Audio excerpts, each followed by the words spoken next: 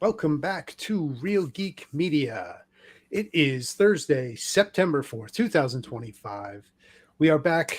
This time, we are stepping beyond the silver screen and into the shadows.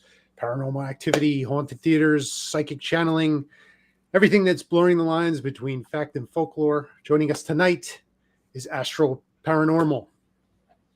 We have Chris Av and we have Mark Tremungus and our co-host, author Christopher Michael Blake. I just have to know, Hayden, how long did it take you to write that? You like it? That was fucking like it? fantastic. Yeah, that was amazing. I mean, that was so eloquent, and I need that for our seagull script. We have to use that. I mean, it's easier to introduce real live people than introducing a seagull. but we are here.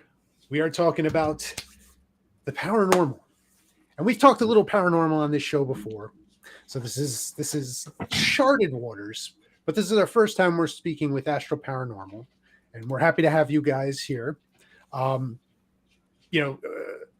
Chris Av, Mark, it's Mark Sorrow. Correct. Yeah. Thank you. Yep.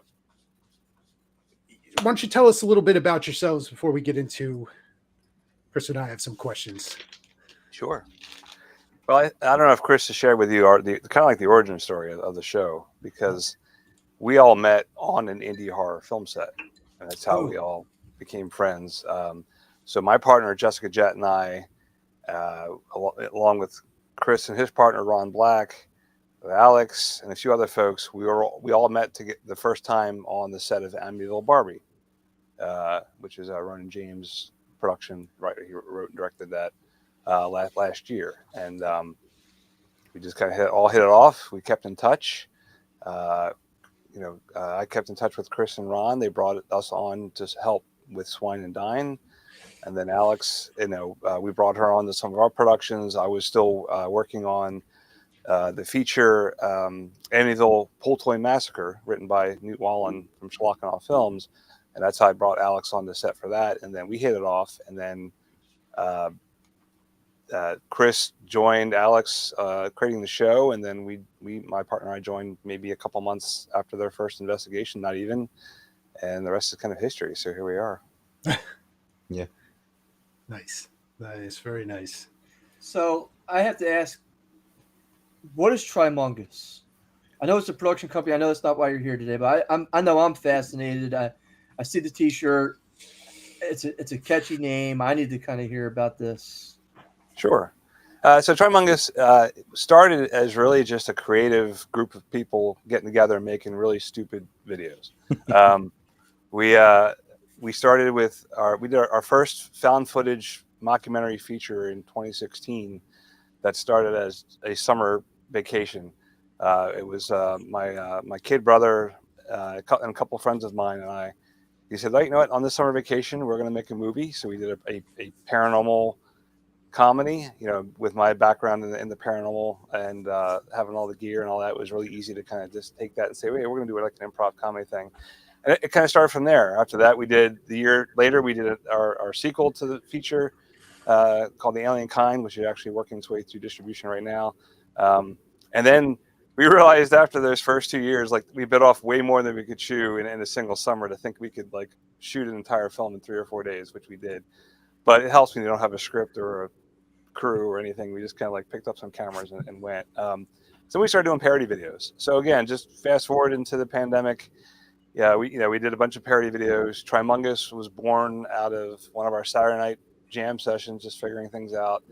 And then just about 2.5 years ago, my wife and partner and I decided we were leaving corporate America, and we incorporated, became full time, and we've been pushing hard. And then now we make our own things. We've got a game show that we produced this year that came out. We're working on a bunch of shorts. Like I said, we worked with Swine and Dine. So we're basically a full service production company that, say you're a filmmaker, you have a script, but you need help with the crew, you need help with budgets, you need help with equipment. I mean, we're kind of we can help you do all that. So I wear many hats. My preferred role on set is usually DP, but I do gaff, I'll do key grip, I'll do sound. We have a 1,500 square foot recording studio here in our home, where I do all my sound design and composing work.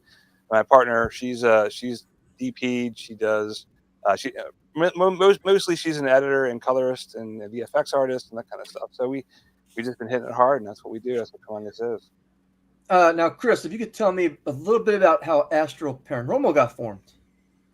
Well, like Mark touched on, me and Alex Surface, we had connected through the Amityville Barbie shoot.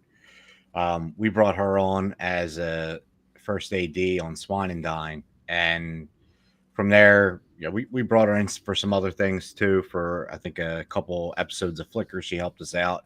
She acted in 2 of them. One was a complete failure, so we had her come back and do a second one. Not her fault at all.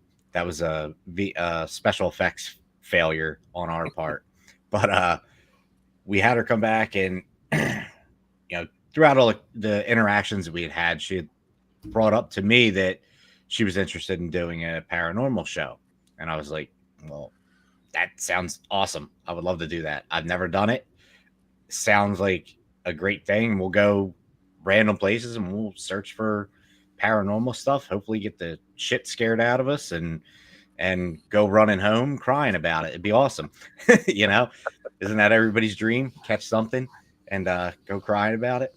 But so me and the other former a former member and another guy involved, we all had lunch one day, and we decided we're going to shoot at a certain location, determined a time, how we were going to do it.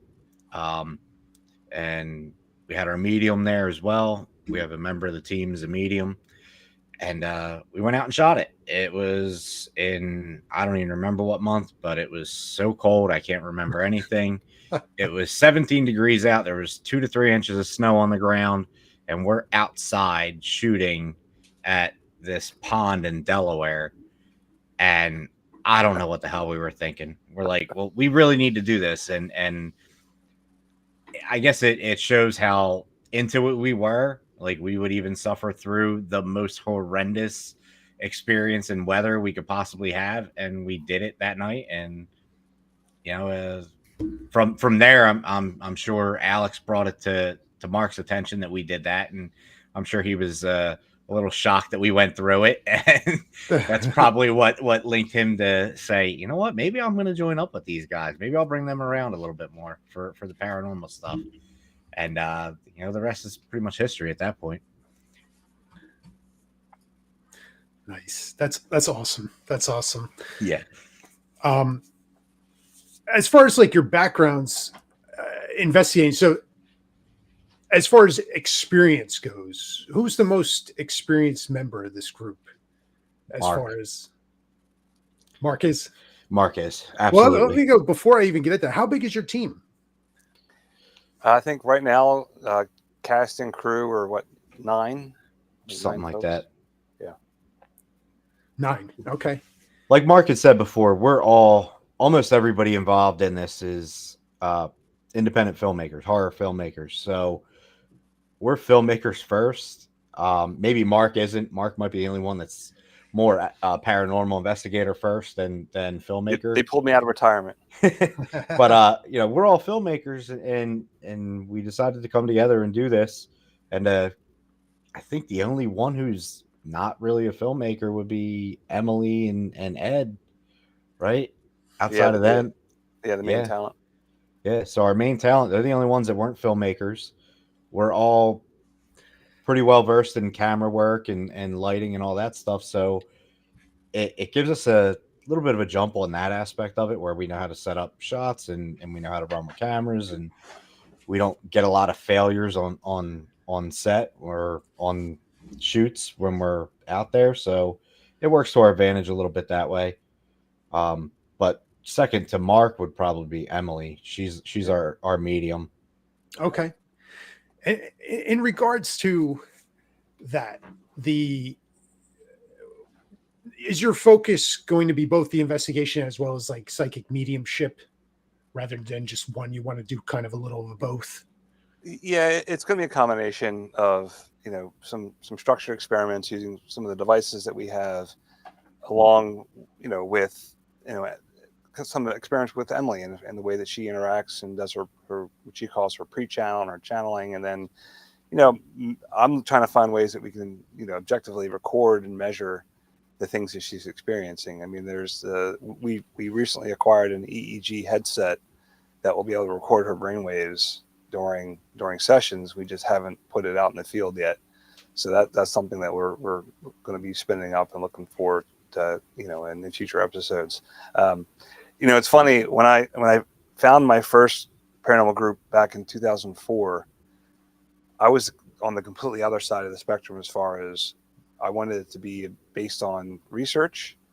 We had protocols and we tried to adopt some type of scientific method. Our members were either psychologists and scientists and things like that. And I actually had to dismiss folks from the group who started coming out as psychic and medium or sensitive in that way, because I felt that for what we were trying to do at that time, it was kind of interfering with the ability to try to maintain some type of standard in the way that we capture our data. Because really that's what it was. We're using device to capture data. But now, I mean, fast forward 20 years, I've come around to the other side of that as well, whereas now I see that there are some folks that are truly sensitive, that have gifts, and to try to strike the balance of someone like that with using the devices. Because the reality is, right, there's no exact science here. There's no one out in the paranormal field that can really truly say they're an expert. And if they call themselves one, they're lying to you, because there is no accreditation, there's no schools, there's no certifications, right? There's no academic bar to be set to. I mean, there used to be parapsychology degrees way back in the day, right? But there's not a single university in the States that even will support that now. So, it's still kind of like the Wild West out here as far as the equipment that people are using, the methods that they try, how they go about it. And, now putting our filmmaker, our production company hats on, because again, we've got Ron and Chris from Black Ad, we've got myself, my partner from Trimungus, we got Alex from Moody Mercury. We're also filmmakers, so we're trying to create a television show that will be entertaining, but yet authentic to the style of investigating and the way that we're going to go about it, and hope that it's something enough that will separate it from a lot of the other shows and a lot of things that are going on out there. Because we're not doing anything that's 100% original. I mean, there's so many shows that are out there now that have come before us, that will probably come after us, but this is kind of like our spin and take on it. So I have to ask, because you brought up an interesting point. I've been on enough of these paranormal conventions over the last few years, and there's the people who are entertainers, and then there are the people who are the actual researchers. Right. And these two groups seem to have a lot of hate for each other in the community, from what I've seen. Just as my opinion. I'm not tuned in, locked in with I'm just telling you from going up and talking to some of these individuals, because I always ask the one question, and it seems to stymie everybody. So I'm going to have to ask you guys here tonight, put you guys on the spot. How do you guys plan on monetizing this? Because that's the ultimate goal, right? I mean, you want to put a product out that people are willing to watch, but at the same time, they're willing to, hey, that sounds interesting. It looks fun. I want to be a part of that. What's the plan to grow this to some place where you can get monetized? I mean, that's the ultimate goal, isn't it? Or do you have another goal in mind? Well, as far as us putting in the time and energy to produce a show, absolutely. I mean, we're not doing this for the pure charity of it. I mean, we are all working hard to establish our names, as filmmakers, as production company folks. This is for my partner and I. This is just another opportunity for us to flex our production skills and demonstrate how we can bring an idea to life, and hopefully then help elevate it to some kind of success. As far as the strategy, how we're going to hopefully monetize it, we're going to produce an entire season of episodes first. That's awesome. And then we're going to shop it, and hopefully we can sell it and then recoup, actually the money that we've invested and the time, because you got to figure our first investigation for this episode that we're currently producing, which is really technically now, I guess, our first episode. We started back in February, and we just had our 5th investigation just a few days ago over the weekend. So it's a lot of work. I mean, we've got about 8 or 9 shooting days, an average of 12 hours per day, full cast and crew, plus all the post-production work. So that's how we hope to monetize it. We hope to sell it in the sense that then we can, whatever money we make from selling it, we can put back into the show and hopefully continue to increase the production value and go to different places. And, right now we're kind of leaning on, well, who can we beg and borrow and steal from to let us into certain places? Because we can't afford to put money out of our pockets for like a Fort Delaware or a Fort Mifflin or a Pennhurst or those types of places, because those places will demand $1,500 to $2,000 for a single overnight investigation. When to make a show and to reasonably get the data that we could have to actually present something, we need to investigate there at least 3, 4, 5 times. I mean, that's not going to happen in one night.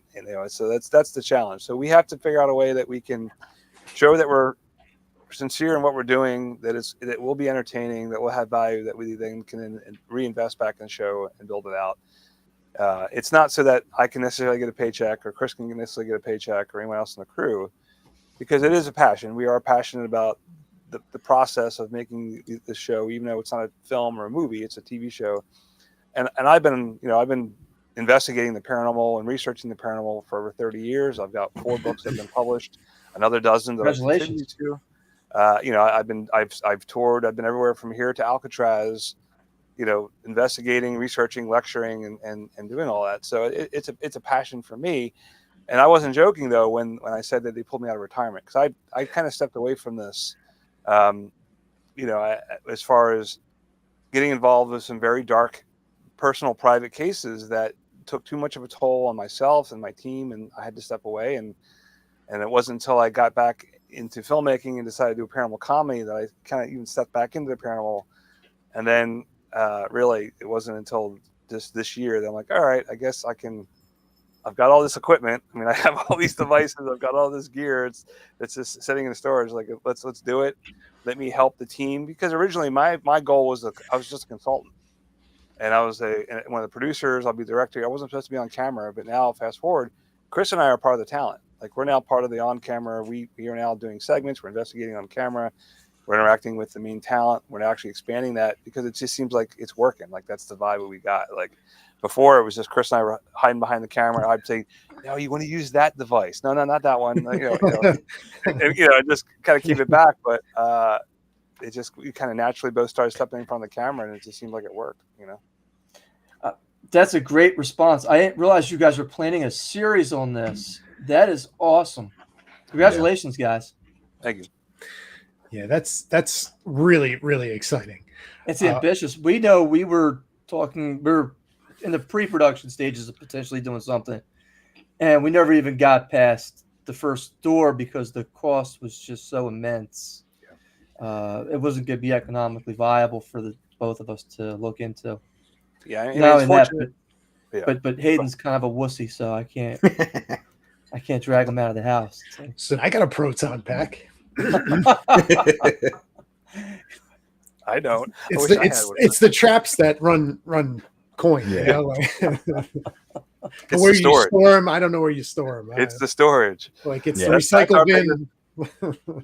And that's our biggest cost of the show, honestly, is the storage. We've got about, 5 terabytes just for the first episode. Wow. Wow. Yeah. I think that's some things like, for people that are looking to get into or trying to create stuff, is realize how much data you need to keep these videos and to cut them up. And like, it's got to be immense when you're talking about a episodic series. Especially 4 days on set at these places. I mean, that's incredible. Yeah, I mean, we're running an average of 3 to 6 cameras on every shoot, and all at 4K. Sometimes we're running the fleet of Blackmagic cinema cameras, which looks great cinematically, but man, you can imagine how much that they eat data. I mean, our last investigation, which was a few days ago, I think it's about 600 gigs. Wow. So, yeah. So, is there any coming across any challenges? This is before I get into your approach and experiences. I do want to ask about uh, challenges or noticeable differences between shooting like an episodic series versus creating a film that you're encountering. Absolutely. um Talent is a it's such a different concept here because we're not nobody's an actor. None of us are actors per se. So, and there's no script to go off of. We're all just winging it when we get in there. We're feeding off of each other. We're picking up energy. We're trying to figure out what's going on in the space to try and communicate or whatever we're gonna do. So it's definitely different in that sense. And then for the cameras and all, it's pretty similar. But as far as the talent side, it's totally different than any film or anything I've ever done. Yeah. We still do a lot of pre-production as far as planning how the shoot's going to go, knowing okay, we're going to at this time we want to be in this location with these cameras, with this talent, with this piece of equipment, and then we'll move and then strategically move throughout the night. And it's and also giving ourselves the bandwidth that at any moment something could happen, good or bad, which has happened as far as not just paranormal but equipment as well. Like I mean, just a few days ago that we got off to a rough start technically, where we Yeah. couldn't get any of our wireless transmission was working. We couldn't, so I couldn't, as a director and my AD, we couldn't really monitor what was going on because we were doing an experiment where we had two teams running at the same time that were supposed to be, the experiment was to see if there's any correlation between what team A was doing versus what team B was doing. So we needed to be able to really monitor and see all that, and none of it worked. It was just like, all right, well, we'd have to have Chris have his hot mic on his headset so he could listen through his headset on one side and then listen on the other. And it was just so we had to pivot and change, and we adapted. And I actually really kind of took off from there. But it's still a lot of work. We have department head meetings on a regular where we're going through, we're planning, and we're I've been in the last few days. I've been in this endless cycle now of setting up the projects and getting things ready because we have. We made the commitment of doing a live presentation in front of an audience on October 10th, and we just finished the last investigation. So now we have to get all this stuff edited, take the best of the best, put the segments together, make it be cohesive in some format in about 6 weeks, right? So we've set quite the challenge up for ourselves. And where will that presentation be at? So that presentation is going to be on Friday, October 10th at the Everett Theater in Middletown, Delaware, which happens to be it's the shooting location where we've been investigating since February. So we've investigated there 5 times. And so this started out was one of my ideas on my own was to do a fundraiser for the theater because they are a nonprofit community-run theater. There's only one paid employee that works for the theater. The rest of us that work at the theater are volunteers, from the board of directors all the way down to the ushers that take your tickets, right? So, they rely heavily on the theater. They get minimal grants. So, me with my background in paranormal and filmmaking, I approached them and said, hey, well, why don't we do a fundraiser event where I come in with some folks, we investigate, and we get footage, and then we'll present it as an event at the thing. And as I was developing that, Alex was working on the show. I think they had just completed their first investigation. And because we all work so closely together, I said, well, why don't we just come together and try it out? I'll bring you into the theater. We've got the location. I'll provide additional gear. And then it was an instant hit as far as the team dynamic and how things vibe that we just joined forces and said, okay, well, now we are Astral Paranormal and we are going to do this thing. And I thought we had more time, but here we are, September 4th. And we were Now, where can somebody go to purchase these tickets for this presentation on this theater? Sure. So you can go actually to our group's link tree. There's a link to tickets online. But if you go to the Everett.org, the link to tickets is right on their website. Tickets are $15. We are splitting the proceeds 50-50 with the theater.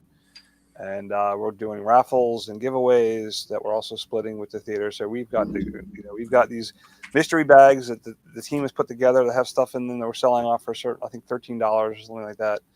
Then we're doing raffle tickets where we have this monster gift basket that has Black Ave merch and Blu-rays and Trimungus merch and stickers and posters, and we were giving away like an EMF meter and a couple of my books, and so it's we're trying to really do whatever we can to bring in some funds for the theater and then help us recoup some of our production costs so that we can continue, because we're just getting started, right? This is all that we've been doing is really just for one episode. We've got 5 more we got to make before we can even sell this thing, right? So quick question, is one of those gifts or one of those gift bags that you can bid on by any chance an opportunity to be on set during one of your investigations? And if not, it's a tremendous mistake. You've got to make that part of the raffle. It's zero cost up front. We've talked about it, and I'm still open to the idea. Yeah. So one of the things that we're talking about doing, and which I would raffle off, is doing an actual live multicam broadcast from the theater. I've done those in the past. I've produced several of those for other haunted locations, and one of my other shows that I did. It's a lot of work, but that brings a lot of value to, that will help awareness for the theater. So we're talking about that. Our challenge with just selling off a random chance someone to come to our investigation is that our team dynamic is really important to us, and our safety with each other. And sometimes when you have a variable, if it's somebody you really don't know at all just coming in onto the set, it's one thing to come on set to a film shoot or to a short or if it's just your standard production thing, but it's another thing that you're bringing somebody into a paranormal investigation on top of trying to do a shoot, right?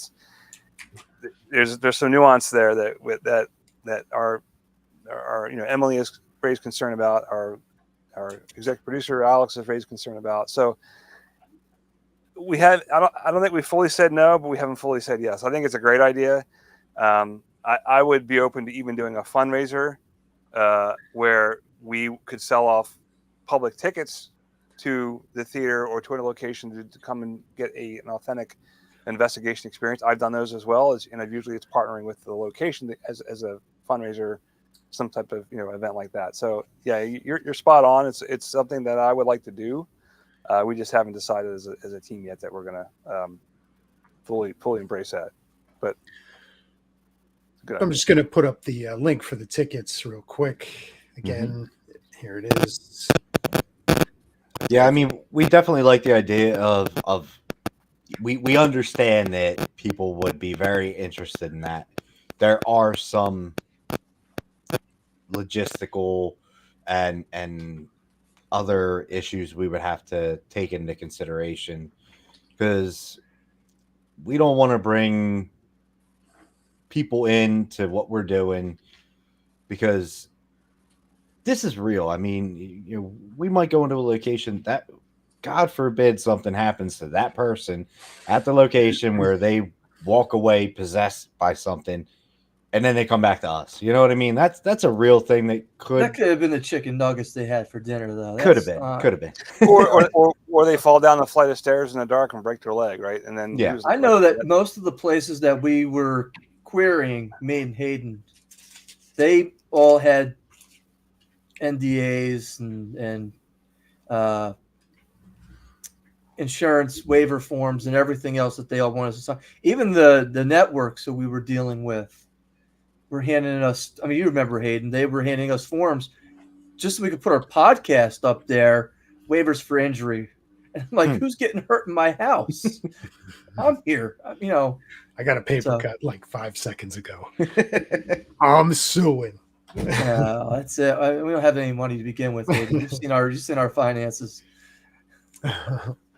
I think now is as good a time as any to show the trailer here for the show, if you guys are good with that. That'd be awesome. All right. Let us get this up.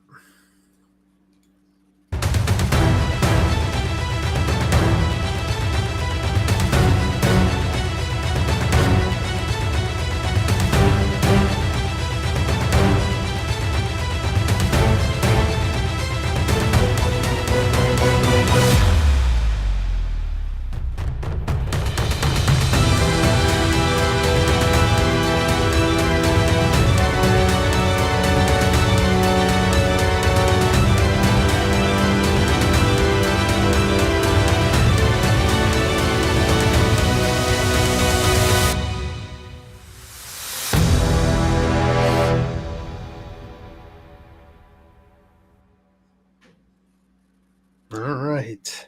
I gotta say, that's badass. I like that. I'll leave that up for a moment if anybody wants to just kind of gaze into the eye and. I'm already hypnotized. I'm there. Good. Very good trailer. It's got me interested. And you know, my wife and I used to watch these shows like religiously, and you I know, still do. Yeah. watching the trailer for this because I haven't watched one of these types of shows in some time, and watching the trailer for this has me kind of piqued my interest here. I kind of want to see what's going to happen at the Everett Theater. So yeah, I'll be there watching. I'm excited. Yeah, that's a good trailer. You guys hit up everything, the location, the cast, some suspense. Yeah, I like it. Look, Very cool. Hayden would wish I would get possessed, so I'd be more interesting on the show. So it's that would be interesting. well. Look, I mean, can I get anything more ugly? I mean, I don't know. It's one of those things. I have to laugh too hard, Hayden. It's okay. So I have to ask you guys: do you have any future plans for where you guys are going next after the Everett Theater? You don't have to spell it out specifically if nothing's set in stone, or if it's going to give it away, or if it's not solid. But I mean, you guys. It sounds like you guys have a list at least of where you guys want to go. We've got two. Well, we've got two more locations, or for two more episodes lined up that are also in Delaware. That once we wrap the Everett. Now the thing is, we're not completely wrapped at the Everett yet. Even though we've wrapped our investigations, we know that we hope we have enough to get us through the October 10th event, but we're not sure we have everything we need to complete the actual episode yet, right? So we typically have what's also called a studio day, where we build a set in the studio and have, we're talking on camera, we're debriefing about all the things and looking at the evidence and kind of reacting to it as part of the show, as part of the format. So that still has to be done. That'll probably won't be done until at this point, probably sometime in November at the earliest, just to give ourselves a little bit of a break. Because on top of that, we've all got collectively, 3 or 4 other films that are in production or projects that we're going to be busy working on as well. So it's kind of like, but yeah, we've got a few locations, and then we're starting to build our wish list too. Of the locations that will require some money for us to be able to go into, like the Fort Delaware, like the Fort Mifflin's. I mean, I want to go to Sleepwalker Ranch out in Utah. I want us to spend a week out there. I love that show. I can't get enough. I want to take us to the Shanley Hotel up in Napanock, New York. That's a place that I've done multi-camera live events at before, investigated multiple times. But it takes capital for us to do that.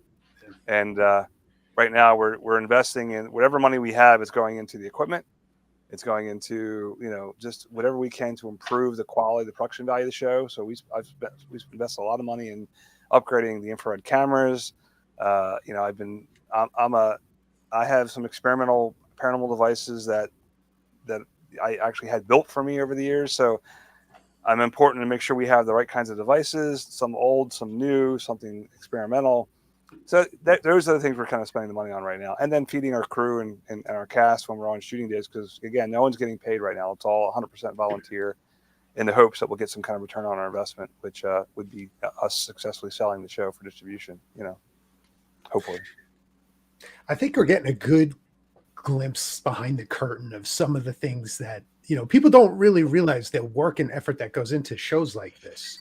And Absolutely. You're really starting, you guys are really showing us, it's not just, okay, grab a camera, go shoot a couple things. Now I'm going to pop the video on and post it. And it's not that. There's a lot of work. Yes, that's part of it. That's the glory part of it. But the unsung stuff is, all those nights and editing and the equipment and the backups and the plans and the production meetings. I don't think people take into account some of those things, and you guys are really touching on those. And I think that's important for the, people to know, if they're interested in this subject matter, that there is a whole lot. It's not just, by the seat of your pants. You have to prep every step of the way. Yeah. I mean, but at the same time, there's nothing wrong with run and gun, right? Pick up a camera If it's all you got, go do it. Go shoot something. Because a lot of times people, I mean, sometimes some of the best paranormal evidence is just someone happened to be in the right place at the right time and wasn't even really trying all that hard. I mean, we've had more significant things happen almost off camera as much as it's on camera, because we'll be like, all right, we're wrapped for the night. You know, I'm going up to lock up the projection booth, and there's a shadow figure shooting out through the wall. I'm like, Oh wow. where's the Wow. camera? You know, it's like, you know, or, you know, it's like, all right, great. Why weren't you there an hour ago when we had a camera there? You know, so it's that kind of stuff. So, you know, but it's, you know, but yeah, to your point, it's a lot of work. And I think some of our crew or some of our folks who aren't filmmakers didn't realize that you don't just show up and smile and look pretty for the camera. It's a lot of work to get to the point where you can be in front of the camera, and you got to know what you're doing. You got to know what you're doing. You got to bring the energy. You got to bring the chemistry, because again, we could have the greatest equipment and the best production value, but if we're not entertaining you, who's going to watch it, right? So that's why we haven't settled in on a dynamic. We're still figuring that out. Like I said, Chris and I are now part of the talent, you know, and then we've got Brett, one of our camera ops, is now part of it. Tim, my creative partner of 27 years, he's a tremendous OG. You know, he's part of the crew as behind it, but now he's starting to step in front of the camera again. So we're still figuring out the winning combination, but we're making inroads. I feel like we've made a lot of progress, and we're still having a lot of fun with it, despite the long hours. You know, getting to a location before sunset and then leaving after sunrise. You know, we've done that multiple times now. Oh, yeah. What do you think specifically, like, about the location, Delaware, like Everett Theater? Why do you think it has a reputation for hauntings?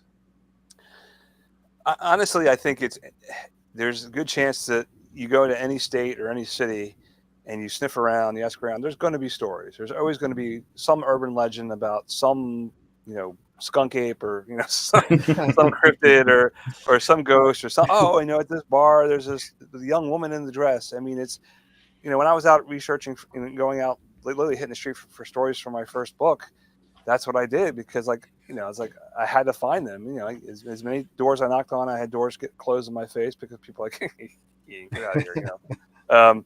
So I think Delaware, just for me, because I was born and raised here.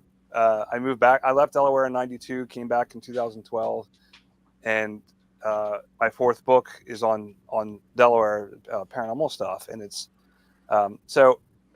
I think Delaware, just by chance that I happen to live here. You know, Ed, one of our talent, happens to live here, and we already have all these locations that we already have connections to, that we know that have some history and some, and you know, at least somewhat of a reputation, that it's not just untested. Because again, we're going to a location that we need to make sure there's something going on there before we commit to bring in a cast, a crew, all the production equipment to go to a location, because that's where we do treat it like, TV show aside, as a paranormal group, we're going to vet the location. We're going to vet the people that are telling us what's going on.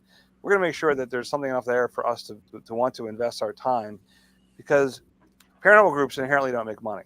Folks don't ghost hunt, don't create these groups to make money. If that's their only reason, you have to be questioned. You know, for me, why I've always got into it formally as an investigator, as a researcher, as an author, as a, you know, was to help people, to educate, to help folks, because there's a, you know, again, like I said earlier, it is the Wild West. There's a lot of crazy theories. There's a lot of folks doing really weird things. And sometimes, you know, you have to go and help pick up those pieces and help a family or somebody that is experiencing something. How do they take that power back? How do they get control, especially if there's children involved? And oftentimes it's as simple as a conversation, helping them understand, and it may not even warrant us coming all the cameras and all the devices and all that kind of stuff, because that can be overwhelming and for the folks, and you know, and that's why we're starting with these more public places like theaters and restaurants. It'll probably be a while before we step foot into someone's private home as an investigation, as a episode, because those are the cases, those are the places that are the big unknowns, the variables that can be the most problematic, not just for the paranormal, but for the physical, real world stuff. And we're too young of a team to step into that yet. So we're staying to the places that are a little more publicly accessible, well known, have some type of reputation for something. Again, all these places have been investigated by many teams, by many groups, in a lot of these shows. I mean, Ghost Hunters, Gross Adventures, all those guys have been to a lot of these locations multiple times. So we're just kind of building off of those the reputation of some of these places and just the accessibility, because again, where we're at, we have to get into places that we can afford to get into with the resources that we have, and that's where we're at. So the Delaware just kind of supports that for now. I mean, again, there's, like I said, there's places all the way out on the West Coast that I would love for us to go to as a team, but we're just it's baby steps. I think it also helps that there's long-term history in Delaware as well. Like the theater is over 100 years old. This iteration alone is over 100 years old. So just turned 103. Yeah. So it's going to have 100 years of history. It's a centralized location in that area. Prior to 20 years ago, there was nothing but farms in Middletown and a theater, essentially. So it was. It's going to have an impact on all the culture in that region over time, and I think that's what helped for us to be able to find anything there at all. I mean, one of our emergent theories about the theater, real quick, is to Chris's point, it's kind of like a beacon, because it brought joy and happiness for so many people. If you believe in the afterlife and you believe in ghosts and intelligent spirits, and why wouldn't they come there and as ghosts or spirits? Because it was a place of great joy and happiness for them. And so far, in some of our investigative experiences, we seem to be experiencing that, because it's not like there's been any great tragedy there. There's been only one rumored death that happened on the property, and there's been no historical evidence to back that up. So it's one of these urban legends that's kind of built around the theater over the decades that, in fact, doesn't appear to be true, which is often the case with a lot of these urban legends. They started something that may have been potentially, in fact, and it's like that whisper down the lane. It just kind of blows up and turns and morphs and all these things, and next thing you know, someone's saying it's a purple elephant with 3 tusks that's haunting the place, and some spaghetti head. You know what I mean? You get my point. And that's how I got started doing it. Like, as soon as I got my driver's license when I was 16, I started chasing down all the urban legends in Delaware. I wanted to know. I wanted to go to the places. I want to know about the DuPont House. I want to know about the Cooch's Bridge. I want to know about all these places. And some places there was some crazy stuff happening. Some places it was just all talk. That's. I have to ask. You mentioned shadow person earlier. What's the craziest thing either one of you guys have seen, or during your investigations, or maybe not even during your investigations? Well, I'd say during the investigation so far, we've had multiple folks on the team see and witness some type of shadow figure, hearing not EVP voices, but actual voice phenomena where we'll be in the space and we hear a voice, phantom voice, calling out to somebody or talking to somebody, or things moving behind folks. And then getting some actual physical evidence that's going to back that up. We have lots of EVPs that we've gathered. We've got cold spots that we're measuring with our thermal camera, those types of things. But me, I can tell you, I've had some very intense paranormal experiences that go back to as early as in my childhood, which is where I kind of got started with all this stuff. And I think one of my most profound in recent years was at Eastern State Penitentiary, and we were investigating for one of the books through our publisher, and we were in, I think, cell block 12, and of all the places, we were in the shower stall, like the shower cell, which is basically like a giant cell with showers, and we were kind of walking through, and I was the last one to come out. And I don't know if you've ever been to Eastern State, where all the openings to the cells are these stone arch type of openings, and they're pretty low. You got to kind of bend down to go through. And so I'm the last one out, and something comes up behind me, just like open-handed, just pushes me forward. And of course, my natural reaction is I straighten up, crack my head, and then fall out of the cell, and just like, what the, So physical interactions at Eastern State is a very common thing. Getting punched, getting hit, getting kicked. I've gotten stomach punched. I've gotten Wow. Those types of things. I've had things crawl into bed to pretend to be my first wife at the time when I was Wow. living in this very, very haunted house in Westchester, Pennsylvania. I've had cases that caused my original group, to not talk to each other for 5 years that were so dark Wow. and tore us apart, where I've had to get people involved like John Zaffis and the folks from TAPS and all these things, because there's just things that we were just too much for us to handle. I mean, I could tell you stories that could last for a few hours, as Chris knows. So I'll leave it at that. But lots of experiences. What about you, Chris? I think the only thing I've ever seen, besides shadow figures and stuff on this investigation here, all the different sounds, shadows, EVPs, just some really creepy stuff there. Besides that, I in the early days of digital cameras, I was able to capture an image of what appeared to be a demon inside of an abandoned house we were walking through, and it scared the crap out of me. Seeing that face in that picture, just like there was nobody there. It was me, my mom, and I think one of my friends. So we knew nobody else was in there. It wasn't nighttime. It was like dusk when we went in there. And so we were able to see everything. There's no windows in the place. Everything was pretty much knocked out of there. Doors were all kicked in. So there was, plenty of light coming into the house. So we could see everything that was going on in there, and took a picture on this old, at the time it was a new Kodak, simple digital camera. And looking at the picture, as soon as I pulled it up, I was like, okay, we got to go. I'm not playing around here. Time to go. My mom was like, yep, we're out of here.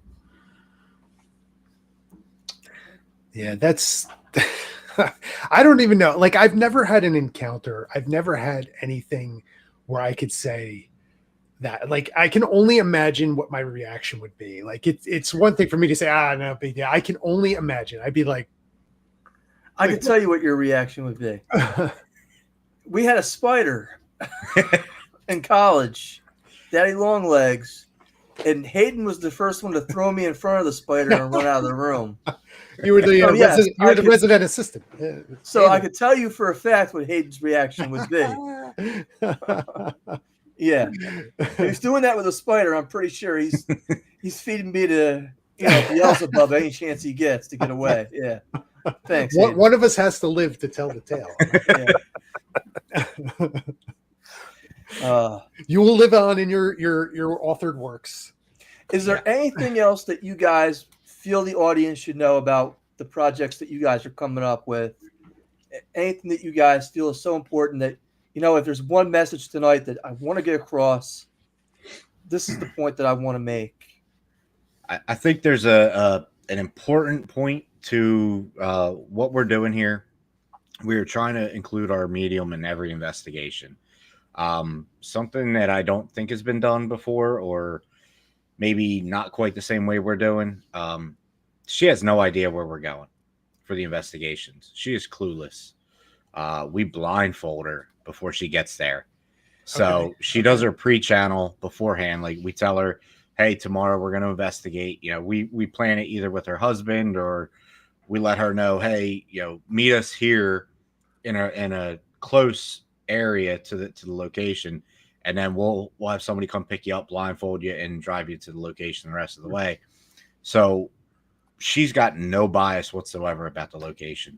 So that really allows us to take her pre-channel and really compare it to what we actually find when we get on location, and what she's able to pick up on location compared to her pre-channel.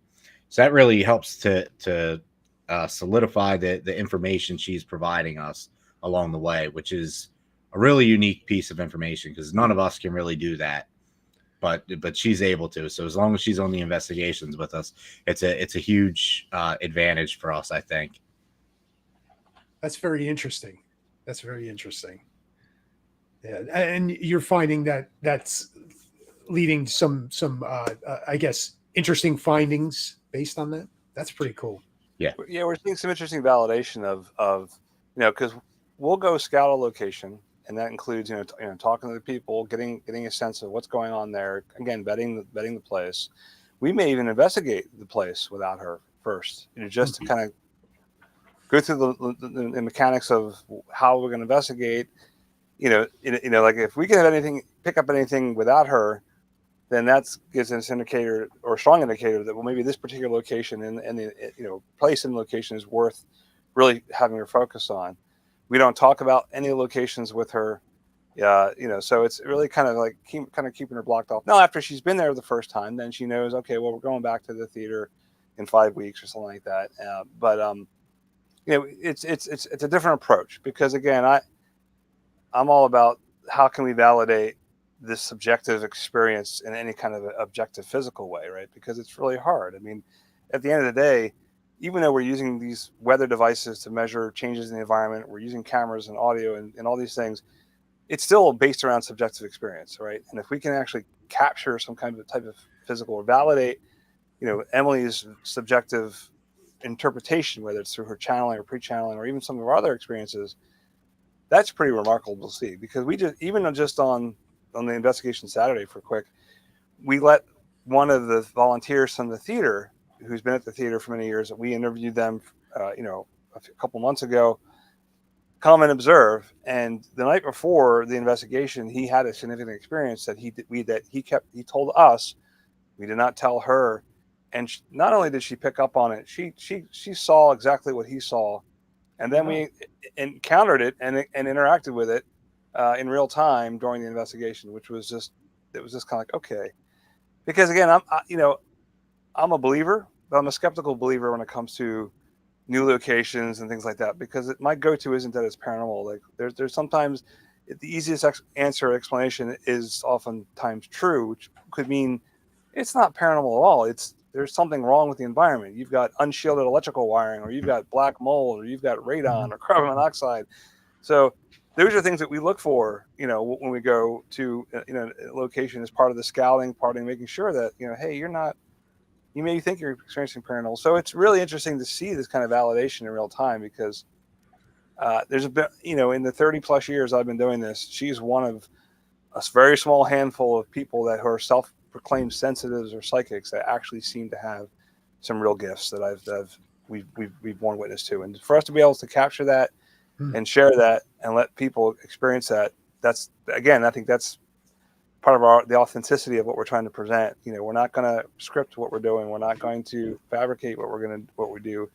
If we investigate a place for 12 hours and nothing happens, well, then nothing happened. I mean, we have to take the best of that footage and demonstrate what happened in those 12 hours was nothing. And then hopefully the next time we'll get something that will be worth really showing. I mean, it's a crapshoot. It really is. I mean, even going to this location now for 6 or 7 months, there's no guarantee that we're going to experience anything that's going to be worth, showing and representing down the road. I mean, that's the challenge, right? So it's we had one investigation there. The whole night, nothing, absolutely nothing at all the whole night, and it was just like, what are we doing? We just wasted 8, 9, 10 hours here for nothing. It's like, is this place even haunted? We don't even know anymore. Questioning all our life choices. But no, I mean, it's gonna happen. You can't make anything happen. It's gonna happen or it's not. You're gonna catch it or you won't. We hope we have enough cameras to pick up on these things, or audio recordings going on at the same time, or proper tools and equipment to pick these things up, but there's just no guarantee. That's gonna be so much fun, like watching this when you guys get this all up. Are you gonna be putting like updates or anything on YouTube pages or on social media at all? Yeah, right now we've been doing lots of like teaser reels and just BTS stuff, but we're waiting until like we start, once we have this big reveal and as things get going, we'll start to show more and share more. We are trying to do as much BTS because I think folks like to see the journey beyond seeing the finished product. So we're trying to capture that, and we're spinning off our own podcasts. That where we will kind of like after hours or off the record talk about our experiences. I mean, our next one we're doing is Saturday, September 20th. Yep. Nice. Where we're going to be here at Tramonga Studios. It'll be a multicam. There'll be four of us on camera, and we're just going to be teasing the event, teasing what we've done, and then going in some depth and detail about some of our paranormal experiences, because all of us in some ways have had lifetimes of experiences, and it's just hopefully again a way for folks to get to know us a little bit better and see that what we're doing is because we are passionate about it, and we're not just we're not faking it till we make it. I have do you think there's still room for physical DVD, Blu-ray media in trying to distribute this? And the reason I ask is because I know, Chris is, success with Swine and Dine. He's got the Blu-ray out, and this would just be like another tool in the toolbox for something especially because you said behind the scenes. I can't imagine how many hours of behind the scenes footage you probably have that your fans would find interesting. Yeah. No, I'm serious. Would find interesting. Yeah. Or even like the uncut physical media, like the uncut investigation, right? Because like we've got like literally with we multi-cam everything. A first rough cut of a night could end up being 4 hours of edited footage, but we can't. We got to whittle that down to like 5 minutes, right? Because so to your point, maybe if there's enough interest, we can show like the director's cut or extended cuts of some of this footage, because I think if you're really into this subject and you're really into this genre and these shows, I think that folks would be hopefully interested, because they can see the uncut what version, not just the highlighted pieces of what happened in that particular rotation or session or investigation. So yeah, absolutely. Physical media is still gonna reign supreme. Anybody who's touched on streaming right now, you realize that crap, there's so much stuff I can't even get access to anymore. It's like they're gatekeeping all this content in the world, in the streaming universe, that they're just like, well, it's behind this giant paywall if you want to see it, or it doesn't exist on any streaming service at all. And so physical media is gonna stay where it is for quite a while, I think, until like some streaming service says, screw this, we don't like the way this is going, we're gonna put it all out there for everybody, and try to take it all over. But I don't see any of them doing it. They're all greedy, so they like their money. Yeah. Final thoughts? I'm sorry, Hayden. Do you want to? Can you guys share with us where people can find you on social media? Or sure. I think our main socials are our Instagram and our YouTube. We do have Facebook, which is just you look for Astral Paranormal, you'll find us. Mm-hmm. We and then all of our associated production companies as well. We have dedicated websites for that, like Trimongus.com, which is the Black Av site, blackav.com. blackavfilms.com. Yeah. So you can if you go to one of our production company sites, you can get to us. But again, Astral Paranormal, it's out there. YouTube and Insta is where you're going to probably find the most. I mean, we're posting new reels and BTS almost daily on our Instagram and Facebook right now. So that's pretty cool. I'm gonna go ahead and follow you guys on. Yeah, I mean, in between, when we're on an investigation, we're pretty serious. But as soon as those cameras stop and we go back to where we're setting up, we're all having a blast. We're all laughing. We're enjoying ourselves. We have a really great team, really good vibes there, and everybody seems to get along. So, as much time as we wind up spending together, you'd think we'd start hating each other a lot sooner than we have, but we're still going pretty strong right now, so that's a good sign. Yeah. I was just with members of the team last night for Emily does card reading, so she did a card reading last night, and we spent 4 or 5 hours together setting up cameras for that, doing a whole shoot, her doing the card reading, and then we went to Denny's afterwards. We had a great time. It's just we had a good time there. Every time we get together, everybody seems to be having a good time, and we're all just whether it's Astral Paranormal or the other productions that we're involved with, we all try to incorporate each other into it. Try and bring this person on the set for something, whatever it is, any way we can help each other out and stay all interconnected here. We're trying to do it. We're trying to stay we're sharing the love in the region, which is good. Chris, I asked a call. Your wife wants you to come home every once in a while. Yeah, she does. She does. She's getting used to it, but yeah. You don't want her to get used to that, believe me. As long as the chores are done around the house and the all the big things are taken care of and the bills are paid, she's okay with it. And as long as she could buy sushi when I'm out gone for the night, that's all. That's her favorite thing is if I'm gone for the night, I know she's ordering sushi.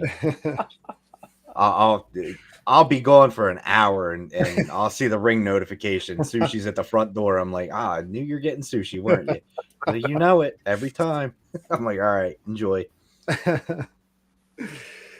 Oh man. So what do you guys want people to take away? Parting thoughts. What do you want people to take away from your investigations as a whole? Is there anything you want people to pick up on or take away with them? Well, I think just a general takeaway for anything, be passionate about what you do. Be patient, have perseverance. Have some be humble. Because we learn something new every time we go out and shoot something, whether it's for the show or working on one of the other shorts or films. It's just understand that success does not happen overnight for anyone. Doesn't matter what field or industry you're in. You're putting it's a lot of blood, sweat, and tears you're putting into that skill, that craft, and don't give up. Just keep at it. I mean, it's I personally I've done more. I've had more successes in this industry in the last 2 years than the last 25, and I think it's part of it because of the network of people that I'm working with, like Chris, like Ron, like Alex, like Brett. Because we're not trying to compete with each other. We know that if Chris and Ron are successful, then the rest of us are going to be successful, and vice versa, because it takes a village. And so our projects are like our children, like whether it's Swine and Dine or the next anthology that they're working on, or the next other TV show that I'm producing, or the next comedy video or whatever. It's just don't give up. Just stay passionate. Be true to yourself. Be open to learning and gaining as much experience, because that's how you'll be successful. And I feel like we keep doing what we're doing. We're gonna look back a year from now and be like, oh, okay, we're on our way. I mean, I feel like we're on our way now. It's just so that's be my takeaway. I mean, it doesn't have to be just paranormal. I think that if you check us out, check out our socials, come to the event, you'll get a sense of who we are, and that we are genuinely dedicated and passionate about this, not just because we're trying to make a TV show, but because it's a subject that we are knowledgeable about, interested in, and we're going to do live demos on stage. We're going to show you the equipment. We're going to do our live channeling. We're going to, because we're in the actual haunted environment where we're doing the presentation. So, Emily is committed to reading on stage. So it's going to be an interesting, interactive thing, whether you're a believer or not. It'd be something to bear witness to, and and if you don't believe it, or you want to come talk to us, challenge us, we're not, my job is not necessarily to convince you. It's to entertain you by showing you how a team does it. It's your job to decide whether you believe it or not, right? I mean, I fought a battle with skeptics and folks in the past, and we believe what we believe, and just let the work kind of stand for itself. So sorry I get long-winded. I would say a takeaway from all this is failure is expected. Don't let it stop you, though. Yep. You're gonna fail. That's how you learn. Yep. Keep going. That's how you learn. That's how you Don't grow. stop. Yep. Just don't stop. Keep doing it.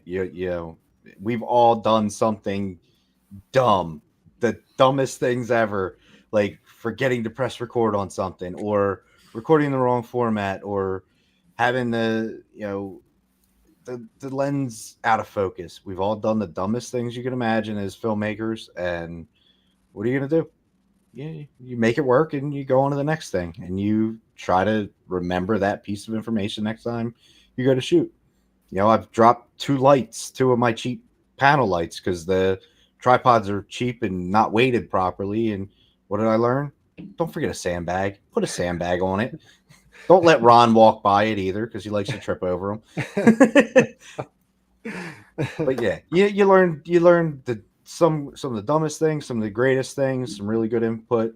And if anybody is on set willing to teach you anything, or they're talking out loud, listen to those people, because everybody's got a piece of information. Now, you don't have to take it to heart and lock it into memory, but just use your own thought process on it. Like, why did that person say that or decide to do that? Maybe that is important, or maybe that person doesn't know what they're doing and you don't want to do that way. So there's a lot to take in anytime you're on set with people. We've learned a ton from Mark and Jess, with what they're doing, what they're capable of, and the way that they're able to come on set and just set everything up so fast. And we aspire to be as good as them. But as long as they're on our team, we don't really have to be that good at it. So we're good. Build a team. It's good to learn and wear all the hats, but if you really try to do it alone, you're fighting an uphill battle. Surround yourself with good, honest people, and don't be, if Chris is the director, he won't be afraid to delegate out to other folks. If I'm a director for a project, I'm going to delegate out, because there's no way that I'm going to be able to do 3 or 4 different roles on set and be successful in any of them, because it's, as you know, there's nothing easy about this. It takes a lot of work to make that short film, or that indie feature, or that TV show, or that documentary, even that music video, so it's, just keep at it. I appreciate you guys sharing those words of wisdom, those nuggets of truth there. Yeah. Those things go a long way. Believe it or not, people will take from that and be like, the light bulb will hit. So yeah, thank you guys for sharing, and thank you for joining us. We really do appreciate it. Absolutely. Thanks for having us on. Now, you said October 8th, Everett Theater. October 10th. Yeah. October 10th. Okay, October 10th, the Everett Theater. The link again is in the description on YouTube. Yep. You get the QR codes are up right now. Mm-hmm. So if you're interested, come on by. Check out what Chris and Astral Paranormal are doing. It sounds fascinating, and I think it's going to be a big success. I can't wait to see more. The whole team should be there, so you'll be able to meet all of us, and we'll all be there ready to hang out with people and chat with people and talk paranormal, talk other things. We're all pretty lively bunch of people, and we love anybody who's gives us a couple seconds to talk, and we'll just keep going. and come check out this historic theater. The staff that will be there to help run the theater are all volunteer. They're very passionate about it. We still have a pair of 1938 carbon arc 35 millimeter film projectors that we show features on. Wow. That are running in our projection booth. I'm actually going to be helping run Fantasia in November on 35 millimeter. Wow. It's an historic theater. It's where Dead Poets Society was filmed with Robin Williams. We have a seat that the seat that he sat in for the filming is upholstered black to commemorate and memorialize him. And it's a really cool place. So you all come, especially you two. If you guys come, I'll give you a personal tour. I'll show you the projection booth. I'll show you the stage. It's a 450 seat theater with a balcony. It's an amazing place. It's for a good cause too. This is for a good cause. Yeah. Right. Pretty cool. Again, thank you guys, Chris and Mark, Astral Paranormal, Black F Films, Tremendous Productions. We thank you guys, and we hope that is a very successful live show for you. I think these guys have got everything kind of just in the beginning stages, but they're going to be going so far. I love everything that they're kind of doing here. They got a lot of stuff going on here, and I'm liking it. I'm liking it a lot. Thank you. Thank you. So, Christopher, we are back next week. 2 weeks. 2 weeks. We are back in 2 weeks. Okay. The 18th of September. With our review of The Conjuring, Last Rites. It's the movie where Christopher Michael Blake gets possessed, and the Warrens can't figure out that it's the cat's possessing him. Yeah. They were back there messing with my stuff. I saw them. That's not cats. It's a ghost. There's a ghost behind you, Christopher. Yeah, no. Well, we hope to see you in 2 weeks. Hopefully, you do not get possessed by the ghost that's behind you. So, thank you, everybody. It would be an improvement, believe me. Thank you, everybody, for joining us. If you like what you see here, please like and subscribe. Again, check out Astral Paranormal. Chris, Mark, thank you guys for a great insight and an exciting project that you're working on. Thank you. Thank you, guys. No, thank you. Have a good night, everybody.